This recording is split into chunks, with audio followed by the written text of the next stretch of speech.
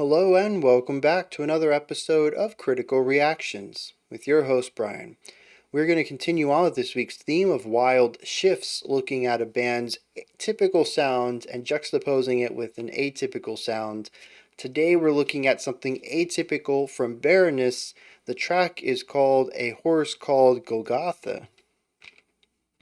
Earlier today we checked out Red Sky, which was I wasn't a big fan of it, we'll just say that. It's going to be interesting to see where they take this, going in a wildly different direction, I hope, at least. Let's dig in and see what they're doing.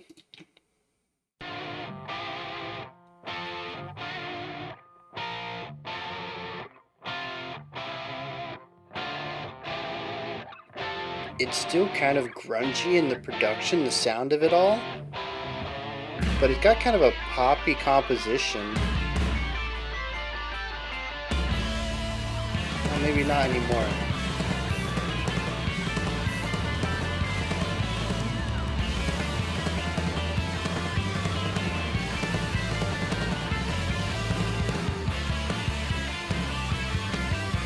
It feels cyclical and atonal.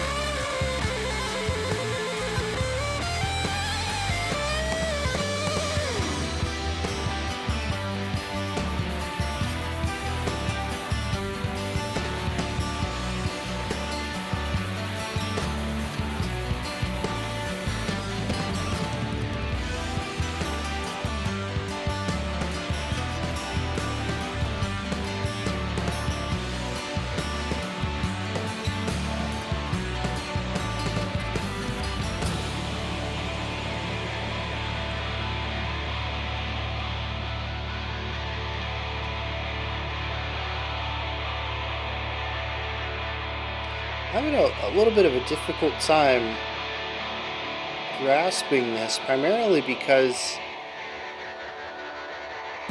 it's very poppy and mainstream, but it is not poppy or mainstream.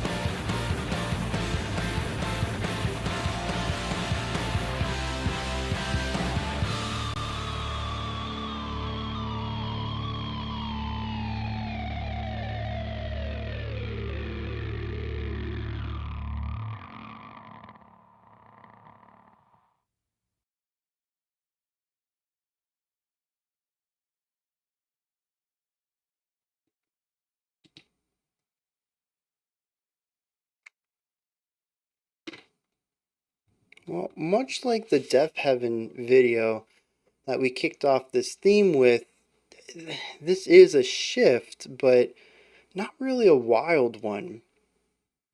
There's still a lot here that screamed to me this is Baroness, and there's actually still a lot of similarities to what we listened to earlier today with Red Sky. This sonically goes in a different direction. It's not so focused on being sludgy, noisy metal, but it still likes the sludgy tones, it still likes the noisy atmospheres, and structurally it's not too dissimilar, and it has some of the same negatives I had about that track I'm going to present here as well. It's definitely what if Baroness just turned off some distortion is kind of what this feels like to me, which is pretty similar to what I said about Death Heaven. I think the King Crimson one so far has been the wildest shift while still kind of being what I would expect from King Crimson. I mean, it's still proggy.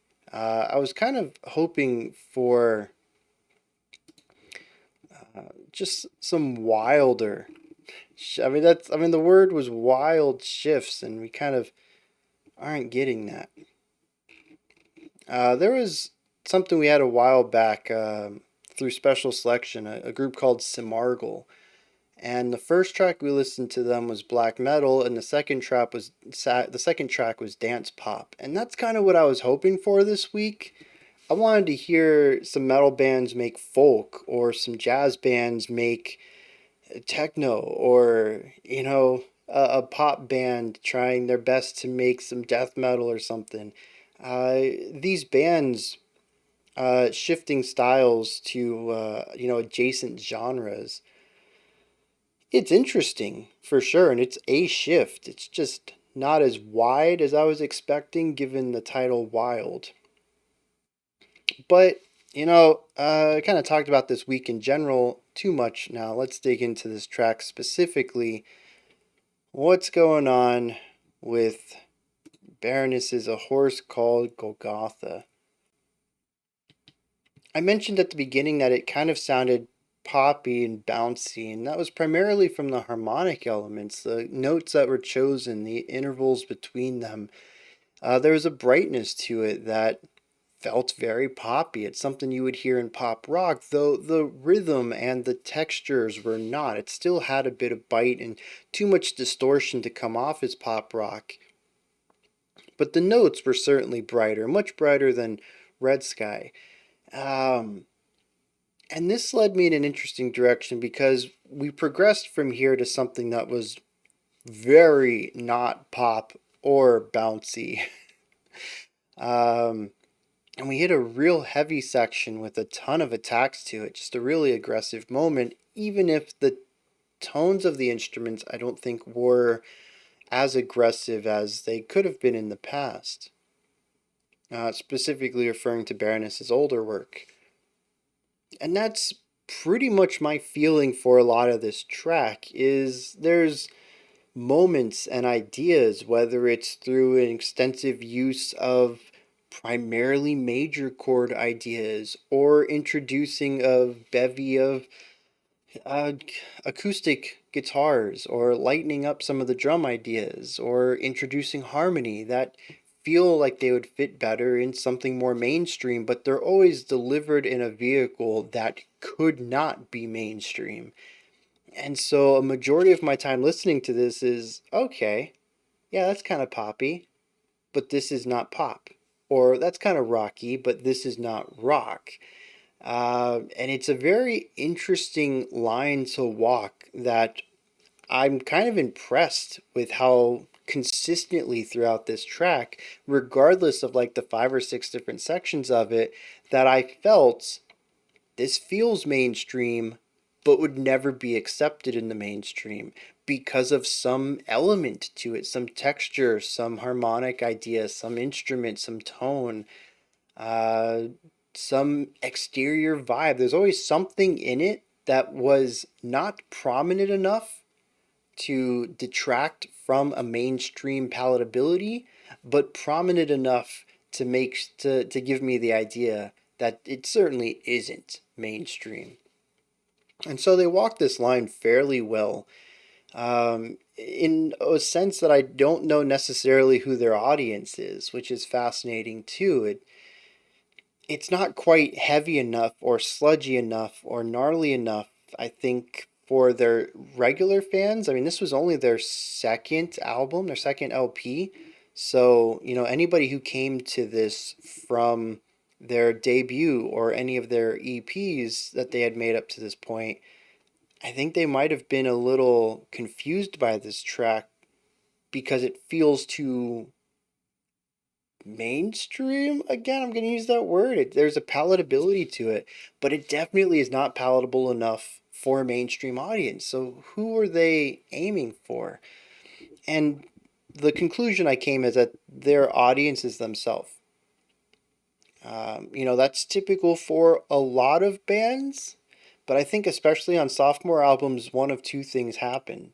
You either say, "Oh, we have an audience, let's do what we did but bigger," or, "Oh, we have an audience, let's do what we want to do. We're getting paid now, we shouldn't go chasing anything, let's make what we want to make." And I kind of get the feeling that that's the direction they went in here, um, where they might have been aiming for a specific sound directly, playing off of their influences on their first EPs and the first album. And now that they have a following and they have money coming in, they're paid musicians, they're professionals now. We can make what we want now. And I really hope that's the direction they went in, because otherwise, this feels like a really odd choice if you're going for audience building. Because I don't know who this is for. And so, like I said, it's just fascinating to watch them toe this line for an entire 5.5 minutes of being palatable but not palatable.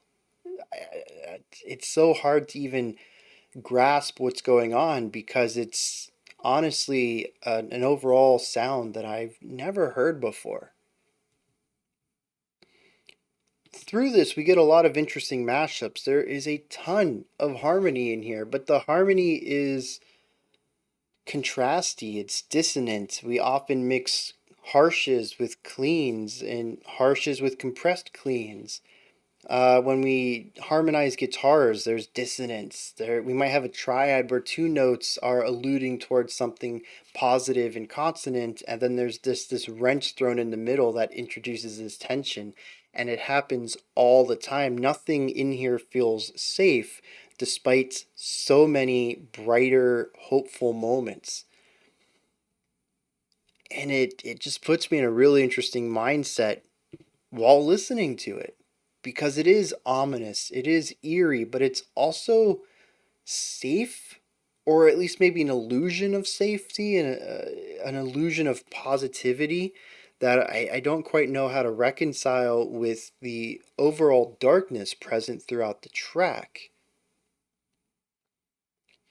when we pair this with the primarily aggressive vocals, we have a song that, at least to me, feels antagonistic at every moment, but also wants me to think that this danger that I'm hearing is false and that there's a positive element that maybe I should be focusing on more, but my gut tells me that the positivity is actually the illusion. And so I'm getting this contrast, this tug and push and pull. That's the word I want. The phrase. I get this push and pull regarding the tonality of the piece.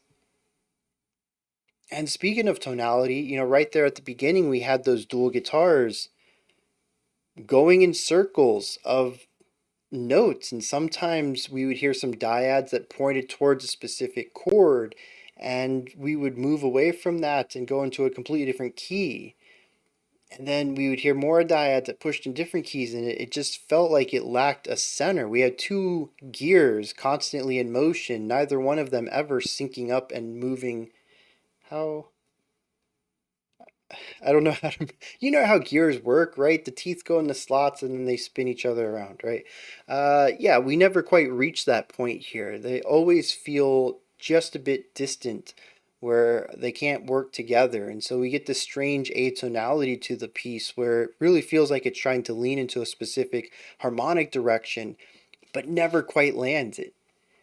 And it doesn't feel chromatic though. That's the other weird thing. It's atonal without the chromaticism, which is, I don't know. It's weird. I think I know what this is. Rate Your Music says that the album as a whole is sludge/progressive metal. This song doesn't feel like either of those, but there's usually a song on an album that's a ballad, or the one that deviates from the norm. Ballads are pretty typical, but that's not the only way to deviate from a general sound. And it could be that every track on this album is progressive sludge metal. This, though, feels like progressive art rock with a metal twist. That's what this is, and that's why it feels slightly palatable, because art rock tends to do the same thing where it utilizes the sounds of rock, which they have a mainstream palatability to them, but distorts them and twists them using progressive or experimental ideas that take away the palatability while retaining that general sound, that general mainstream sound. And I think that's what's happening here. This is like pop rock through the lens of experimentation, giving it that art rock kind of vibe while tossing in some metal elements into it to just really drag it, nails on the pavement, really dragging it out of its comfort zone and ripping it into this ominous, eerie soundscape.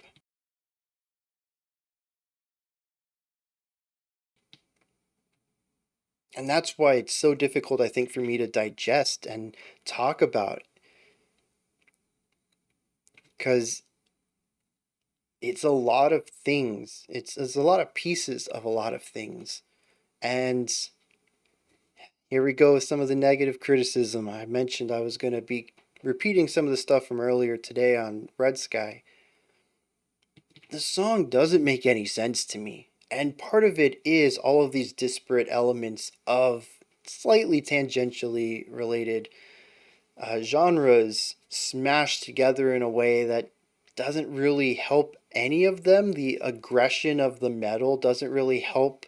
The experimentation of the art rock doesn't really help the positivity of the pop rock. It's nothing really works well. And even looking at the song as a whole structurally, looking at the individual sections, they don't really flow into each other, and they don't support each other's themes or ideas. We don't have any callbacks. It's the same thing I had about the last one, in that it's a series of cool ideas that just don't go together in any way. And again, maybe that's the point. Music doesn't need to make sense. That's one of the nice things about art, is that you can make art that is very abstract, where it really depends on what the viewer or listener is bringing to the art.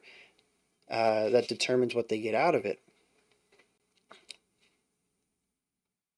And maybe this is just Baroness writing disconnected, abstract music to go with just as vague lyrics. I haven't read the lyrics yet, but I have pre-pulled them up so I don't have to waste too much time. And I noticed that there's only like 9 lines again, just like Red Sky. It's intentionally light on the direct meaning of the song.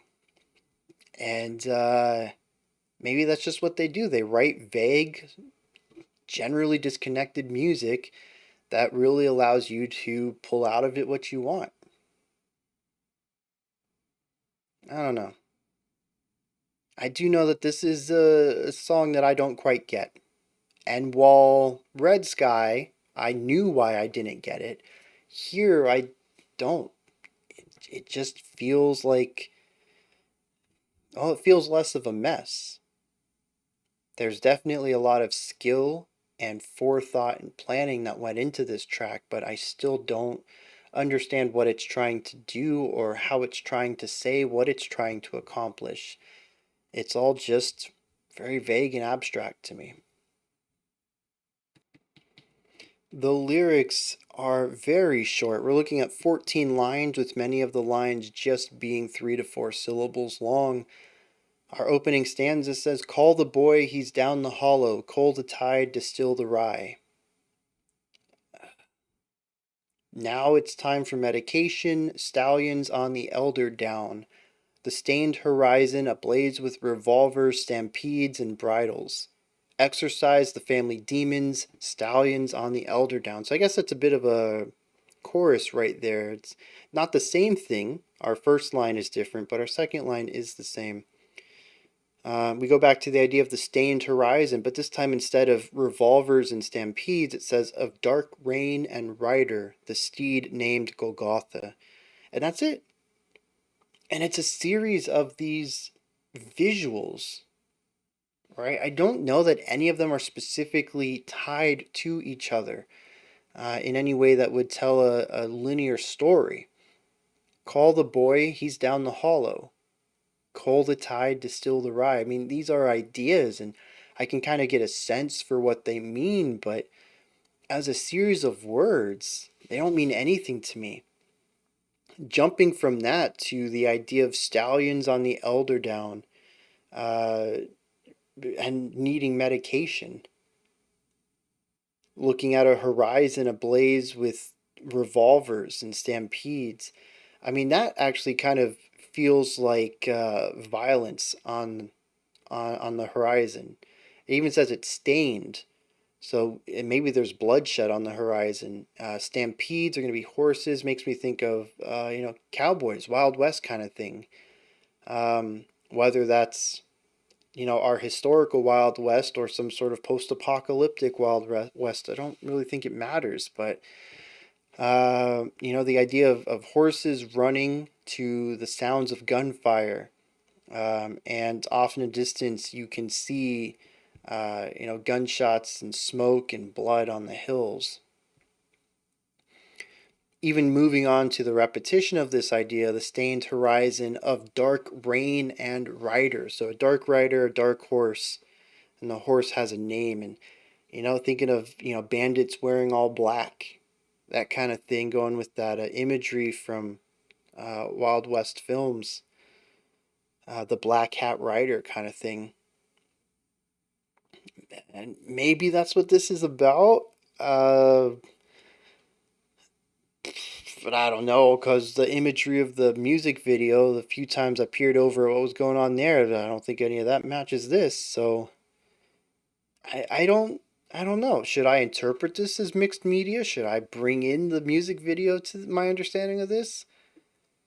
Shouldn't I? I mean, they feel very disparate, but the music feels very disparate within itself too. So there's a lot of vagueness to their writing, musically and linguistically, that just make it really difficult for me to draw lines between any of it. And it could be that, at least lyrically, I look at things too literally. And I know that I've tried to approach things more metaphorically, and it's helped recently, but it's still not a strength of mine, a poetic analysis. Um, yeah, so I don't have a strong read on this. The best thing I can say is, or I'm sorry, the most cohesive thing I could say about this is that it matches a lot of my interpretation of Red Sky, and it actually doesn't feel too big of a departure because while sonically we are moving in different directions with different ideas harmonically, different ideas texturally, the writing still feels very much like Baroness, and there's still a heavy emphasis on distortion throughout that matches their sludgier aspirations that we heard um, on their EP that Red Sky was on. But just like the way I ended that video, those are just my thoughts. What are yours? Let me know what you thought about Baroness's A Horse Called Golgotha. In the comments, leave your thoughts, opinions, ideas if you think I'm wrong, your own perspectives, all of that stuff. Above the comment section in the description box, you'll find a link to Linktree. You can find my music, ways to support the channel, a link to the Discord server, and so much more. Above that, if you could, like, subscribe, and ring the bell. I greatly appreciate all three of those. That wraps it up for today. We'll be back tomorrow, 5 p.m. Eastern Standard Time, 9 p.m. UTC. We're going to continue on with the usual schedule of one themed track and one special selection. Until next time, remember to be critical, not cynical, of the music you listen to, and have a fantastic morning, afternoon, or evening whenever you choose to watch my videos.